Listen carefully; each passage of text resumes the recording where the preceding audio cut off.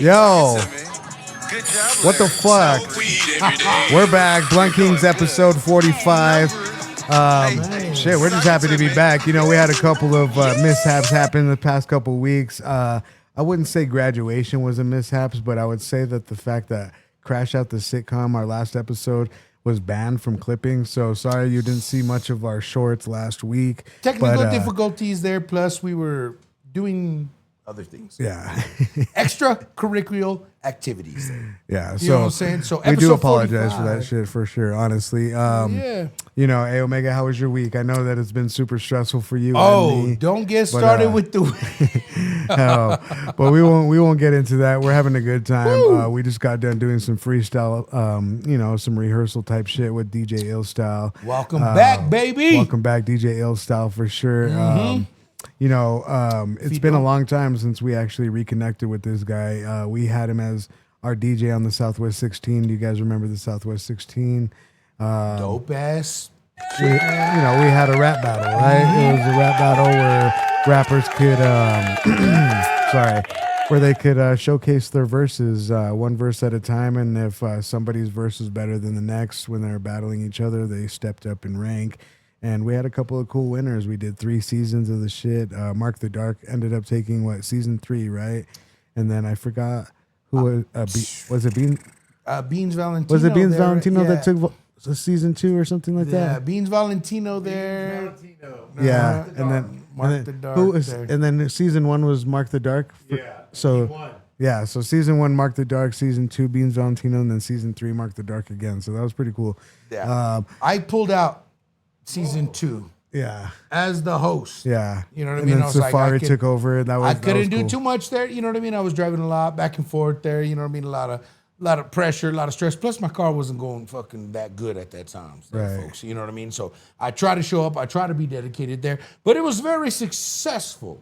You know what I mean. As far as getting things in motion. We got a lot of rappers from New Mexico known. They got. You know, they got their 15 minutes of fame. Male, female, a little bit more. Yeah, we had Envy on there. We had the real KB. We had a bunch of cool people. You know what I mean? So shout out to everybody that was involved with the Southwest 16. But anyway, we're going to get on to it. Last week, birthdays. Jadakiss and Andre 3000, they shared a birthday May 27th. Okay. And then one of our favorite rappers of all time, Big L. His birthday was yesterday, right? So rest in peace, Big L. Giving you your flowers. One of the best MCs to ever touch a mic. We'll get to you here in a second when we talk about some of these hip hop questions for sure. There. Yeah. But shit, we also saw. Let's see. Kanye, he threw a concert in Turkey last night, and it was the most ticketed event in history. 44 million. And there was 120,000 people in attendance. $44 million there. He boosted that economy up so much, folks, there. Like, I mean, isn't that what it's really all about? Yeah. You know what I mean? Like, Ye is kind of doing it like how Michael Jackson would back in the day when he would go and do these concerts in South America. Yeah, shout out. Or Mexico or something like that. You know what I mean? To that extent there. And of course, they make a good amount of money, but they do bring revenue and, you know, a good amount of economical value back to that. Correct. Yeah, the taco stands are selling, the restaurants are standing, the motherfucking, you know, the hotels are booked. Yeah. I mean, let's be real. Yeah. Isn't that what it's all about? Nope. At the end of the fucking day. Yeah. But yo, that was some crazy shit there, dude, for sure. The Lauryn Hill, right? Was it Lauryn Hill that did something with Kanye? Oh, that was on the that one concert that he did where it had like the globe. Yo, yeah. She was there for that. I got something from that, like, you know, not put into me there immediately there, but like somebody turned me on to that, and that shit looked crazy because it was like third world. Oh yeah. You know what I mean? And it was just like yo. I mean, he has the money to do the visuals and the aesthetics, and he has enough talent. And he has everybody enough to fucking choreography and that a good shit. Stage show too. Like honestly, like I feel like all of the songs that he picks for his sets are just gonna be like you're just gonna be stunned one after the other. You know what I'm saying? So shout out to Ye. You definitely did something good for Turkey for sure. And they want to ban him here. I'm not applauding that they want to ban him here. I'm applauding how much money he brought to Turkey right now. Oh, that there, No, yeah. but shout out to Ye for sure. Yeah, but remember they want to say he couldn't do that shit like last year at the beginning of the year? Yeah, no. Yeah, we're going to ban Ye from doing all the shows here He in doesn't. America. He doesn't need. da-da-da-da-da. Yeah, he doesn't need America politics anymore. So he's good. Global. He's on a Stop mission. thinking- He's on a mission to go Yeah. global. Yeah, Not for sure. locally, he's thinking globally, folks. All right, another thing in hip hop news: Rakim, Master Killa, and Corrupt are all making a new album set to drop in August. So, All three of these motherfuckers are like, it's a collabo album. Oh, it's like it's together? like a hip hop team album. What Yeah. the fuck? And then speaking of hip hop duos, right? Larry June and what's that other guy from the Bay? The one that sounds like him. You like we listen to him all the time. Jay Worthy, they're coming out with an Oh album. no, Jay Wordy, yeah. And I got what you Larry said. He June. Pyru West Coast there, but they have like the same style with their swagger and their Yeah. delivery. Yeah. there. So they're coming out with a Jay Worthy, Larry June Collabo album, Oh shit, That'd be cool if it was produced by Alchemist. So we'll see. I mean, Or even if it's produced by Cardo. they've done so much beautiful fucking Pieces of work, cinematography there, like together. All these motherfuckers, like when they do this shit I remember Jay Worthy and I saw the Larry June shit when they were doing their music video in the Bel Air Hotel. Oh yeah. When they were just like, it's really dark and, very green and like, you know what I mean? Like that one for me, I was like, bruh, you killing it. You killing it. They're like, those cats together again, that's It's gonna be a good one. Crazy tag team. Shout out to Larry June, Jay Worthy. I can't wait to hear the album for sure. But with that being said, Omega, Let's do this. it is time for hip hop question time. Get to know your host and your co-host. I am the host with the most, the grossest Uncle Tio Val. This is my boy. Again, A Omega with the funky dough flavor, aka the Funko the Drunko. Y'all already know what it is, though. We're gonna keep you up online. We're gonna make you sure that you keep fucking up on your info. Yeah. So we do know a lot about each other. You guys might have found out a little bit about us throughout all these episodes and whatnot, but I feel like these hip hop questions just keep getting better every single week, and we're just gonna go. We're gonna go through them, Omega. We don't know about everything there, but we're gonna find out everything. Question number 1: what's the biggest music industry lie that they sell to everybody that you realized it was a lie? When did you realize it was a lie? Let me reword that. What's the biggest lie in music industry that they tell and they sell to us artists, and when did you realize that was a lie? Oh yeah, sign with us there. This is Francis Menantis from fucking Rinky Dink fucking Records there. Yeah, we'll give you 7,000 up front.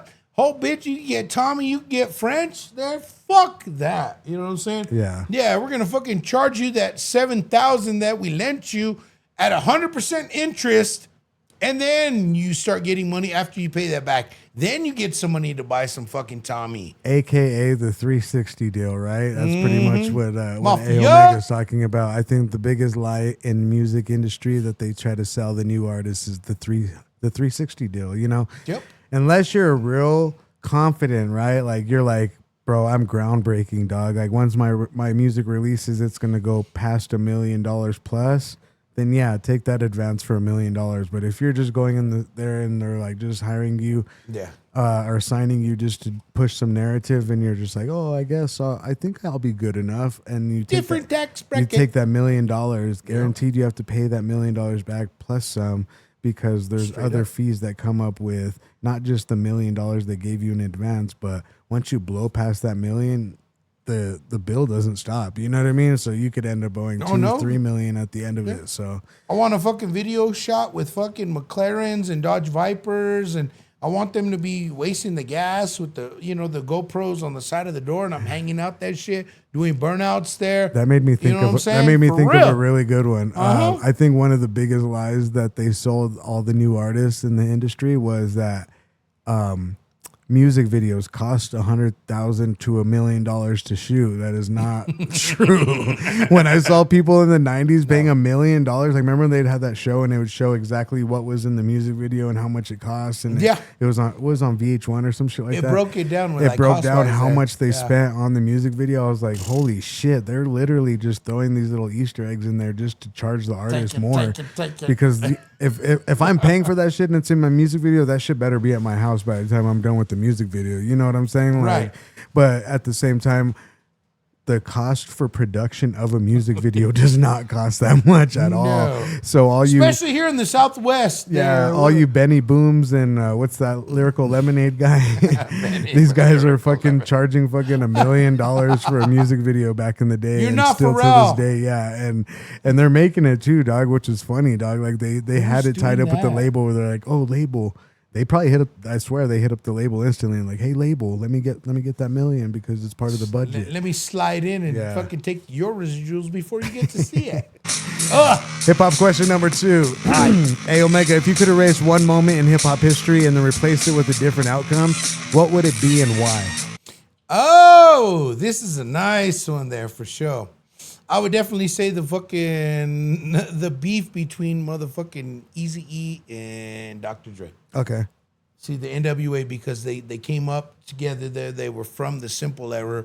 There wasn't anybody fucking influencing them prior to that. You know what I mean? Because there was no hip hop prior to that. There was only blues and R&B and rockabilly and everything Elvis influenced in between. Fucking once Eazy-E and everybody started chopping tarts, you know what I mean? Chopping the tart. Topping charts, yeah. All of that shit. Chopping tarts. All of that shit, man. You know what I'm saying? Like, all of that motherfuckers, you know, there was no baggy clothes. Yeah. There was nobody wearing Dickies baggy like fucking Eazy-E with that shit back in the day. And I think mine would be like if Jay-Z would have been the one that got shot instead of Big L. I think that would be mine. That's always mine. He was a fucking little pup still there. Yeah. Fucking, he was just hiding out on the back of the tail. I think if That's why he tries to say, I got a story to tell. Yeah, I think if Jay-Z would have got taken care of before Big You know L, what I mean? I think that's what mine would be. Okay. Fucking keep it real with that there, but yeah, I don't think so. All right, hip hop question number 3. What's a song you wish people would stop asking you about, and what song do you wish gets more attention instead? Like now in 2026. Mine's gonna be, I wish they would stop telling me about that. Teach me, baby. You know that song was Bitten, right? From like old these songs. I don't know that song. They're pop. It's that I'm gonna tell you. Shut the fuck up, Janice by Drake is what everyone tells me to listen to, and I hate that shit. I wish it would be replaced by that new song. What is it? It's Larry June and what was it? The artist that we listened to earlier. That one that you had the Larry June song on. He was the Sparkmaster Tate. Yeah, and Larry June. That's a good song. Sound like a Bay Area connection. Yeah, that For I wish real, people would be talking about that song more than STFU Janice for sure. What about you, Ayo? Hey, how are you? Trying to say, how you doing? I'm tired. I want you to fix my flat. I'm tired of moving. Everglades?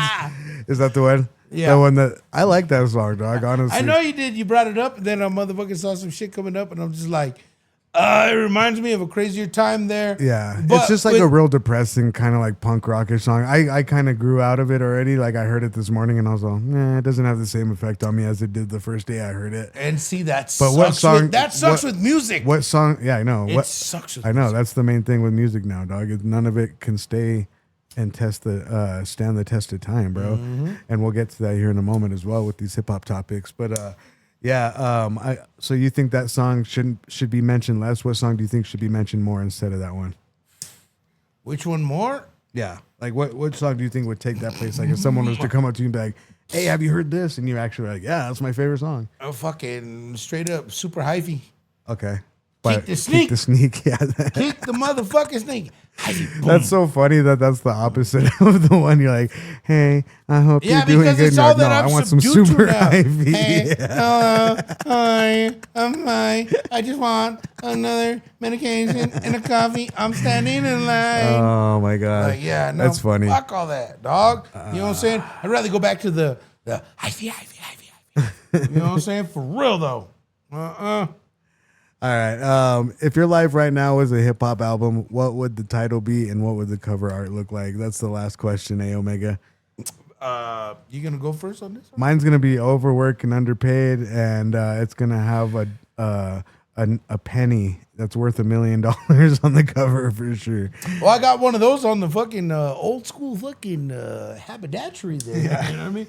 Right above the motherfucking, the and that was just stove. Bro, how good is my mind? You tell me. I just made that shit up off the fucking on the spot. Like, I didn't even think about that shit. Overworked and underpaid and $1 million worth of penny, dog. Mm-hmm. Fuck you guys. Mm-hmm. You don't know what creativity is. A Omega, give me one. Yep. I'm gonna tell 'em, I chop the wood and I work with the dirt, and I expect to get paid fucking gold. You know so okay, and that's my world. I chop the wood and what? I chop the wood and expect to pay. I expect to get paid gold, but I know that that's my world. You know what I'm saying? Hey. Straight up there, because you know why? At the end of the day, but that's a humble title though too. Honestly, the wood and the little stuff there that little towns do, they make the money, man.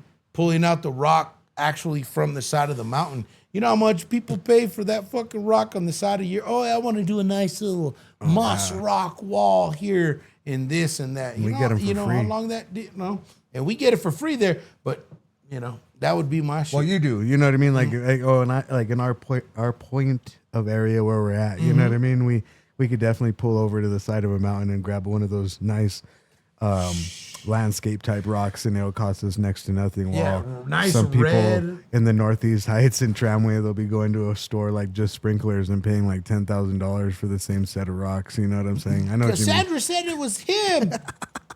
Fucking 4712 there. He took the rock from the hillside. HOA. Fuck all that there. But y'all ain't fucking with us, you know what I mean? At the end of the day, you know what I mean? Like, we know what we're going to do. We've been here doing what we do, and we're going to continue to fuck with you. Yeah. So strap in. Make sure you guys like, subscribe. If you guys have any hip-hop questions you want to ask me or A Omega, please type them in the comments. Don't be shy now. Before we go to break, we're going to introduce you to our sponsors. The Bisco Cheetos brand, the best brand in New Mexico, is definitely one of our sponsors. We are also sponsored by High Desert Relief with this Tropicana Cherry number 8. We're feeling great. You know what I'm saying? Make sure you guys clip this. High Desert Relief is the premier dispensary of New Mexico. Make sure you guys go check them out. They got wonderful strains. They got flour. They got rosin. They got wax. They got edibles.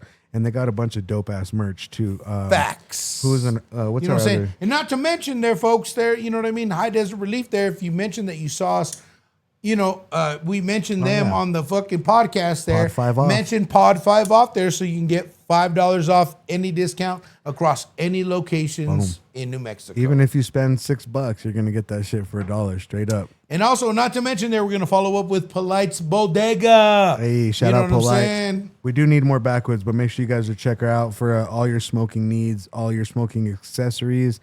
She got some new water bongs in. I just seen them on her story. Okay. They're like accented with like really cool wood and stuff like that. Like shit. So got a really, nice little like more swirl. Masculine type smoking accessories. Okay. You know, there's a bunch out there that have like pink and purple in them for the girls. You know what I mean? Right, so these ones are more for like the distinguished gentleman that still wants to have a whiskey at night, a gravity, and then hit a gravity bong bong in his living room. Yeah, for sure. So make sure you guys go check out. Get out of here, bitch! It's my corkscrew fucking bong. And we're also brought to you by Ism, the clothing brand that makes your clothing brand a clothing brand. So if you need a one and done for your concert, anything like that, make sure you guys squad hit them up. I'll make sure and put their tag right here as well. A Omega, that was a really good first half of the show. We're gonna come back. Sit tight, roll another blunt.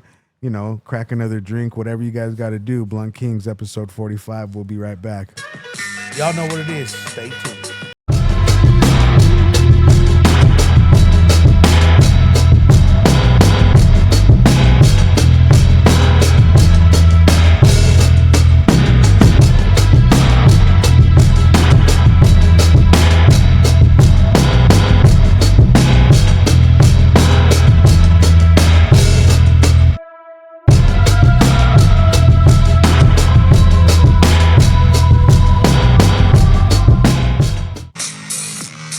Yo, welcome back. Episode 45, Blunt Kings Podcast. I am your host with the most, the grossest uncle, Tio Valas, my boy. Hey, Omega with the funky drunk flavor, a.k.a. the fuck of the drunko. 45. Hey. This the episode out here, man. You know, we don't play with most people. You know, we got some shit that's been going on there. Biscochitos there. Our brand, you know what I'm saying, coming through. Episode They got brought some to you by Biscochitos. Hell good yeah. apparel.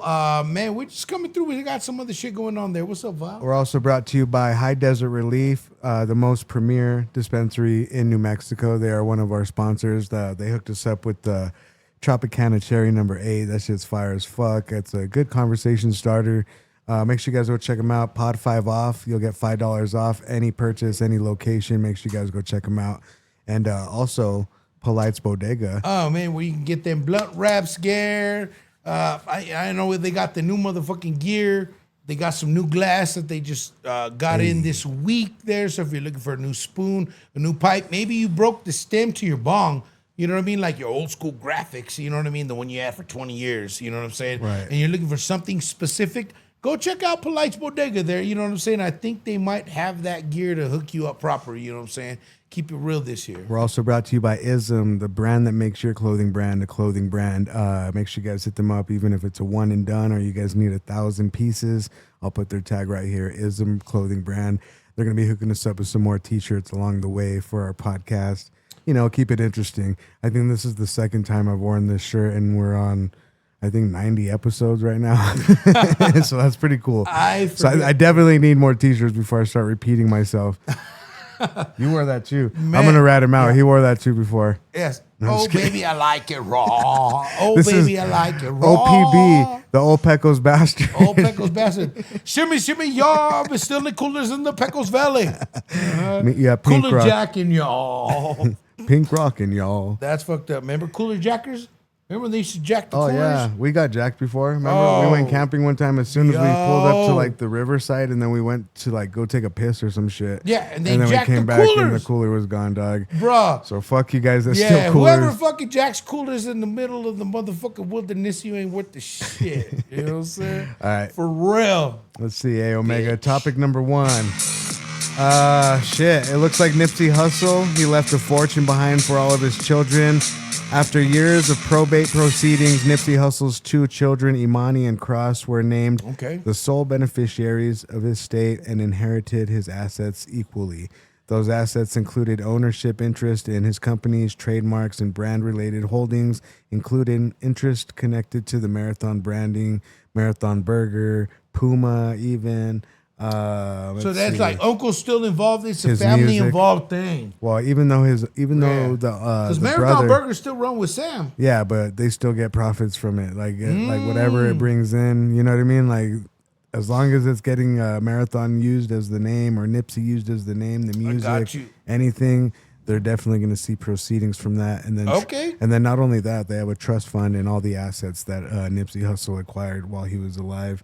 So shout out to them. You know, I think it's really good when you know, when the kids are able to reap the benefits of what their parents laid down for them, breaking generational curses and being able to see the generations after that succeed and go on and beyond. What do you think, Ao? I think when you have a parent of that stature and a parent of that significant iconish Ism like Nipsey, iconic-ish. Yeah, you know what I'm saying. Everybody's kind of fucking expecting you to fucking hold yourself up to a high standard there. Yeah, you know what I mean, because you had so much access to this or that or whatnot. You know what I'm saying. I just hope that they go forth there and they really make themselves very prominent, whatever they may pursue. And make sure that they actually have something to invest with them for a future life for them or their significant others or, you know, whatever the future may hold for them. So the full ownership interest in companies such as All Money Incorporated, Marathon Studios, Marathon Touring, and the Marathon Clothing as well. His trademark portfolio likeness rights, and other intellectual property assets, all of his music and future music to come out. Additionally, Nipsey's brother Sam stated that Imani and Cross would ultimately own and control the Marathon clothing business and the future direction. So he might have told him, you know, I'll give you guys full everything of Marathon clothing. Just let me keep Marathon burgers or something. Imani is the daughter before he met Lauren London. Okay, so that's not Wayne's child, right? No. Okay, because I remember that's just the other. But I remember that kid that like was way involved. back. Yeah. Right. She was involved, and Nipsey had love for that kid, and I think even Lil Wayne has love for Cross. You know what I mean? I think that's where it is. Totally. I think that these ties and these families are very strong. You know what I mean? With holding it down with the originality of what a family structure should be. Yeah. And what it should look like. So basically, in short, Nipsey's children became the primary heirs of all of his brands, business interests, trademarks, and other estate assets, with adults managing those interests on their behalf until they become of age. So I guess Lauren London will be controlling the half for Cross, and then Imani's mom will be controlling the other half for her. You know what I mean? Yeah. All right. Kind of wild there. As long as you secure the dough. Hey, topic number 2, A Omega. I've been waiting to talk about this shit all fucking week. I just barely been diving into the rabbit hole of DEEN The Great and Adrian Broner, bro. They're the two fucking retarded funniest streamers on the planet right now, dog. Like they definitely remind me of how like any of us were as we're partying as teenagers, right? Partying with one of the older unks, you know what I mean? Like one of the baller unks or whatever, you know what I'm saying? Diego and me. Yeah, or even when we would party with like just Lou and all them, you know what I mean? Like it reminds me of like when you see somebody so young that's doing something and somebody that's already done so much and still, I guess, jumping back into the limelight, just that clash alone, it's a recipe for hilariousness, especially you throw alcohol in the mix. Adrian Broner has been drinking a grip. DEEN The Great, he's a drunk as well. So it's a recipe for not only disaster sometimes, but like some of the most hilarious clips I've seen on the internet in the past 2 weeks. Like for real, like it's just so funny. He told Selena Powell, he said they should make eating your pussy a life sentence. They should like let people decide whether you either get life in prison or you have to eat Selena Powell's pussy. And then the guy was like, I'll take life in jail. Like, yo, for real though. Like just shit like that. It's just fucking hilarious. His mouth bumped up like a motherfucking shit. Yeah, for real though, man. But you know what I'm saying? Both those motherfuckers together there. But I love Adrian Broner there because, man, he like me. You know what I'm saying? Once you get a song going on, he catches a groove. Oh yeah, you know like the dancing of it. But then to see like DEEN The Great dancing with him, yeah, they definitely produce viral moments. Arguments, their arguments are hilarious. Celebrity appearances, and they go off on certain tangents there. But some of them are like pretty. You know what I mean? You're like, hey. Well, they went on stream with Tekashi 6ix9ine, right? And then by the end of the stream, they were both boning chicks, and Tekashi had to take over the stream, and then he had to go get his chain back from Adrian Broner while he was boning that chick. Just hilarious ass shit. And what did he say? He's like, so hey, unwild and he knocked on the door. Really wild and uncanny. What did he say? Hey, put a pillow on her face. Yeah, so no one knows who she is. Let me get my chain back. What else did he say? He's like, give me a hug. Yeah, he gave him a hug on the way out for sure, definitely. And he said, Chad just wanted to see this. Shit, and I'm like, definitely the best duo on streaming I've seen so far. retarded. Honestly, I thought Tekashi by himself was hilarious, but these two kind of take the cake. Honestly, those three together, that's a fucking three-peat right there. Yeah, and then they threw that Deshae kid in the mix, which I don't know why he wasn't even that funny. I think they just add him to the mix just to clown on at least someone. You know what I mean? You gotta have, there's somebody to fucking throw to the wolves, man. You know what I mean? I guess we've been thrown out a lot of times like that. After we've always been the concerts, fourth. Like, they're the last ones in the country that they can do it like that. You know what I'm saying? Yeah. No, we don't got none of those around here no more. Thank God. Amen. All right, so let's see. Topic number 3. Check it out. You know who JPEG Mafia is, Omega? JPEG Mafia. Anyway, he's saying that that hip hop and rap is suffering from Nepo baby syndrome, and artists that are having less to say or is overlooking a lot of the meaningful music happening outside of mainstream. Basically saying, like, when we came up in hip hop, we were listening to stuff like Brand Nubian, Tribe Called Quest, a lot of conscious stuff, right? Correct. But now it seems like, and those are coming from younger artists back in the 90s, right? But it seems like the younger artists in this generation, they have a lot to say as far as like their talent and rap and stuff like that, but it's nothing meaningful. Like if that makes any sense. I can definitely agree with you on that there. I mean, it's not meaning sense in the sense because you're not really making an impact, motherfuckers. Yeah, they're just contributing to the already decaying part of hip hop. Yeah, you're running off of just literally writing the rhythm. You're not making an impact.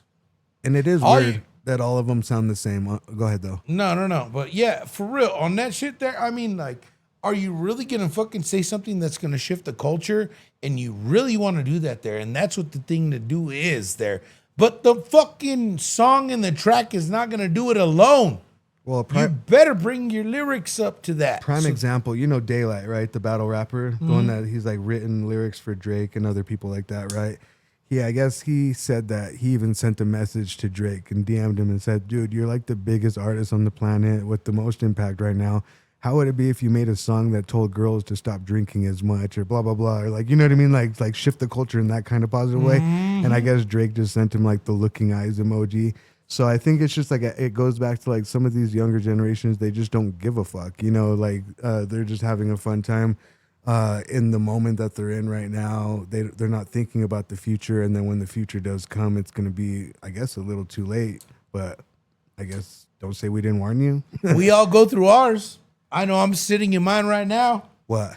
You know, just in my decisions of the youth and being influenced by a lot of shit. Yeah, you know what I mean. Like I feel that. I fucking am sitting in all of my shit right now and the repercussions of it there. He didn't shit but himself. It's okay. You know what I'm saying? No, I'm not shitting myself there, but you know what I'm saying? No, I know what you mean. But yeah, I have shit myself mentally there because I know that like the way it was there is kind of like going down a similar path.